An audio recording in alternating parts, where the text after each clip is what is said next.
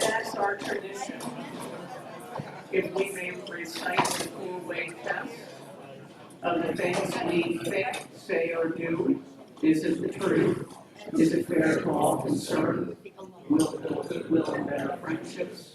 Will it be beneficial to all concerned? Well, thank you, everybody, for inviting me here today to talk to you all. I was afraid after we were done with these strawberries and all the good conversation we had, maybe I wouldn't have any time to talk, but it looks like I got plenty of time to talk, and I hope I can answer any questions you have. But, you know, it's an honor to be here with you all today. And as I was thinking about this, I was thinking, you know, I think I'm more nervous almost today talking to you guys than I am when I was sitting in front of talking to the president.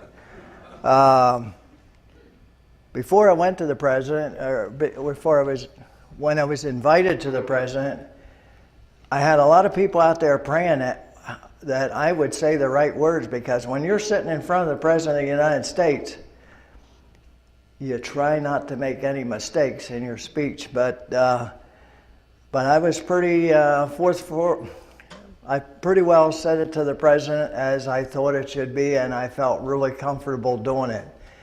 So I'm going to tell you a little bit about that experience today. But first of all, I want to tell you, these strawberries reminded, and by the way, thank you, President Lisa, because the lady that was sitting on this side of me beside when I was about right there, about 5 feet away from the president. When I saw Lisa today, I thought, that lady sitting beside me, are you sure she didn't come from New York? She has has 11,000 acres of produce and 2,000 cows. Is that you? Might be my twin. Yeah. Anyway, it was. When I saw these strawberries here today, and I was thinking about the hard work, because I used to do about 1.5 acres of strawberries myself on the farm, and that was a number of years ago. But if my wife was here, she would say, you picked those strawberries? I think she picked those strawberries, and I would be out there selling those strawberries and taking all the thank yous for all the nice strawberries that we had. But I know the hard work that goes into those strawberries, of picking those strawberries, and that kind of leads into what we're talking about today when I was talking to the president.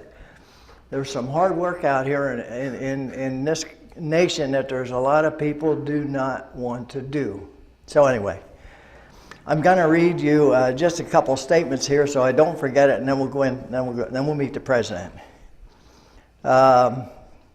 What I'm going to say here today is I don't agree with everything that the president does or says, but I don't care who that president is, but I do agree with a lot he says, put it that way. But I don't care, and I hope if you were invited to, is this backfiring or is it? I hope if you were invited to sit before a president and talk to him, that it doesn't matter who that president is, that you would count it as an honor to sit there and talk to him, because I took that as a great honor that I was called to talk to him. Anyway, regardless of that, it was an honor for me to share my thoughts with Mr. President Trump on a one-to-one conversation. The day that I got the call, I was playing a game of golf on a Thursday. It was about 4 weeks ago. And all you that play golf, when you know that you got a phone call in the middle of a golf game, that's not good, you know.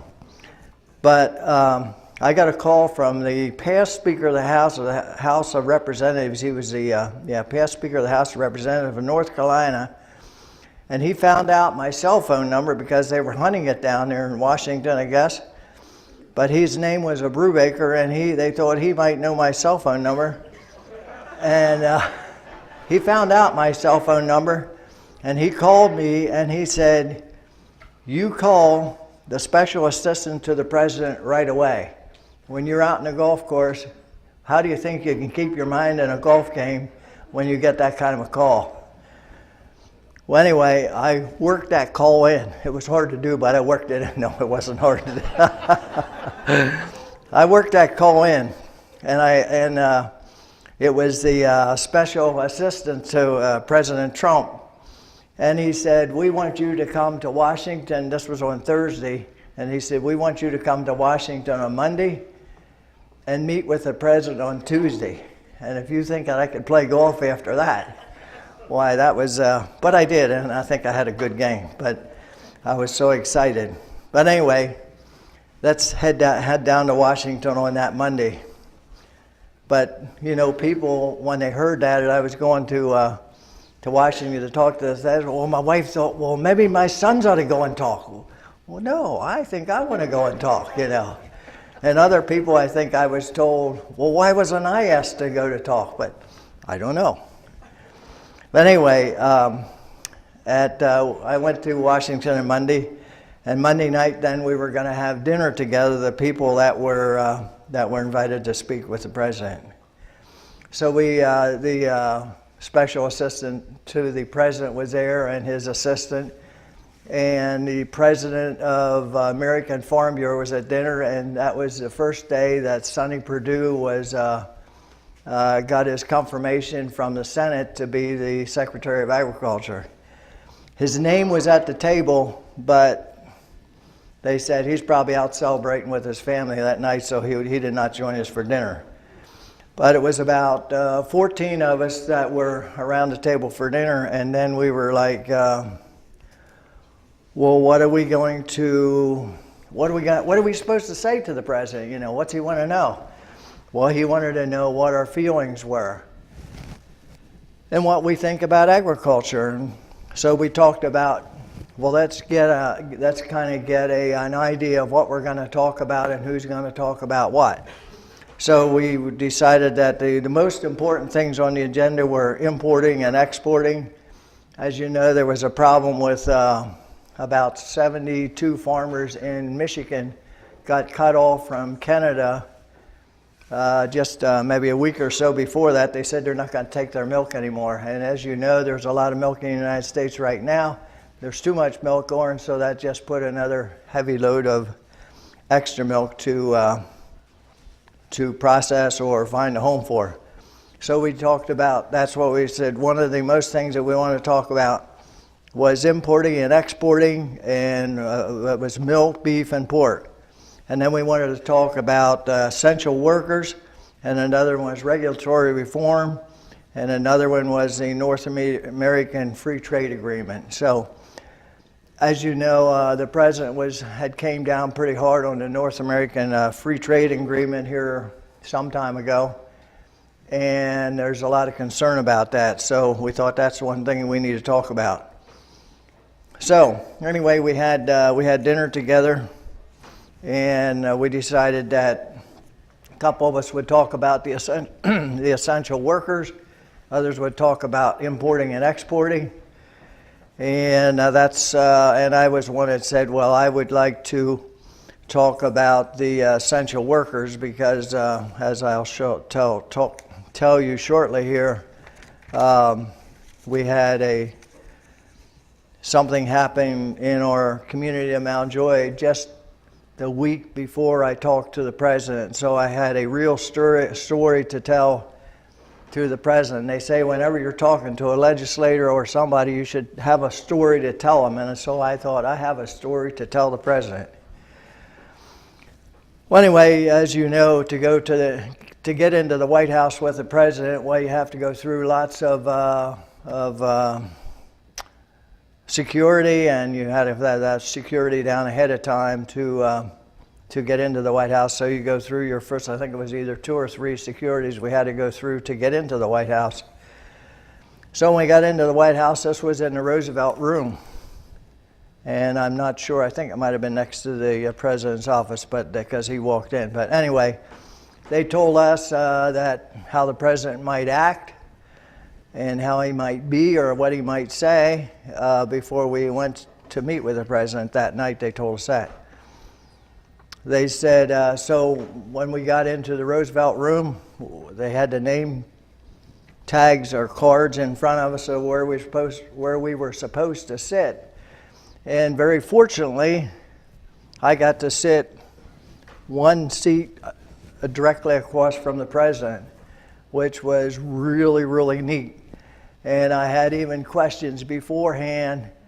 Tell me if his hair is real, so I could look right into his skull. And I think his hair is real. So if anybody has any question about that, I could look right into the skull. So, but anyway, the president couldn't have been nicer, put it that way.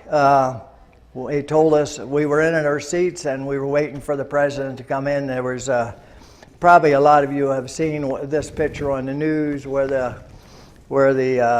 media was all hanging over our shoulders waiting for the president to come in. And he made he signed an executive order in front of all the reporters that came in when he came in. But when he was coming in, they told us we were to stand, and so the president walked in and came to the table, sat down, and he said, "Sit down. This is a great honor here to be talking to farmers and ag leaders." He said, "Sit down." And then he went on with the executive order saying, anyway, and as he said, he had a whole order there, but he said, "I'm not going to take the time to read that." He said, "I'm just going to basically tell you it's to make rural America profitable again." And so if you read his executive order, you'll find out what else was in there. So we sat down, and the president sat down, and then he said, he did the executive order, but then after he was done with that, then he told all the reporters to leave the room. They were in there with us for about 10 minutes. And then he gave us probably not quite 45 minutes at time with us. And so he started around the table. To his left was the vice president of United States FFA girl. So he left her talk and as to anything she wanted to say. And I can't recall exactly what. I'm sure she thanked him for having the opportunity of being here. And then next to him was he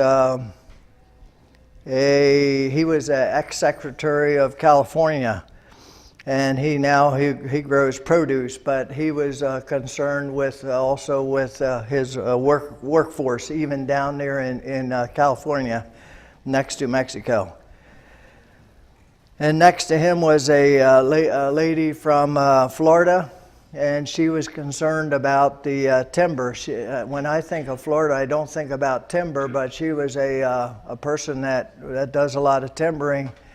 And when she talked about her difficulties with timbering, the president said just either that day or the day before, he put a 15% tariff on Canada, because he said Canada is putting lumber into the United States and they are not basically paying a cent for doing it. So he said, "I took care of that," and she was very happy with that. But one of the things that the president said, and I'm just saying what he said, that he said that we have been freeloaded on for so long a time, and he said now we are going to get a balance. Something like that was what the president said. Then at the end of the table was Vice President Pence. I don't know if he said a word, as I can recall, probably more than hello. But then going across on the other side of the table was a rancher from Colorado, and the rancher said, "We need to get beef into China again. China has had a door closed on beef." And he said, "We need to get into China again."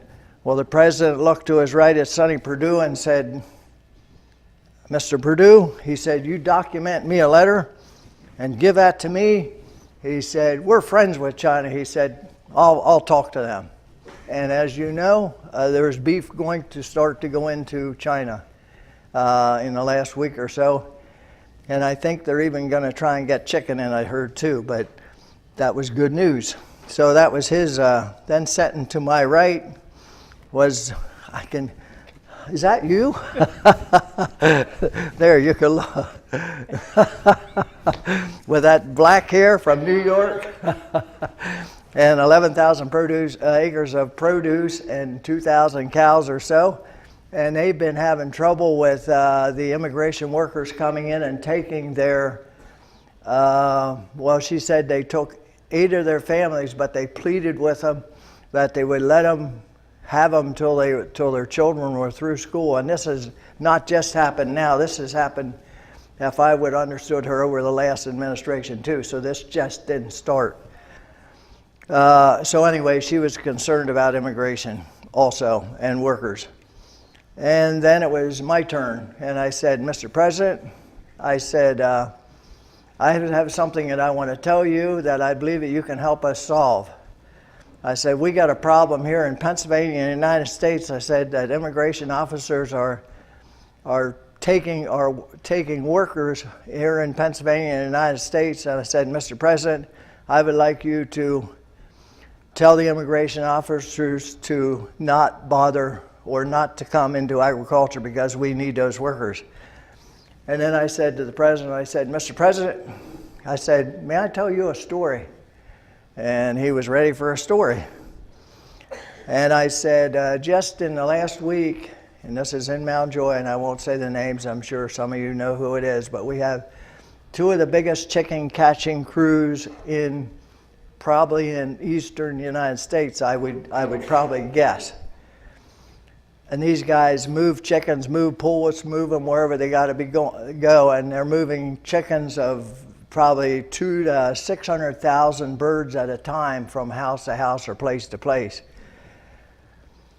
And the immigration officers took 6 from the one organization and 7 from the other right before I was there on Monday. And I said to the president, I said,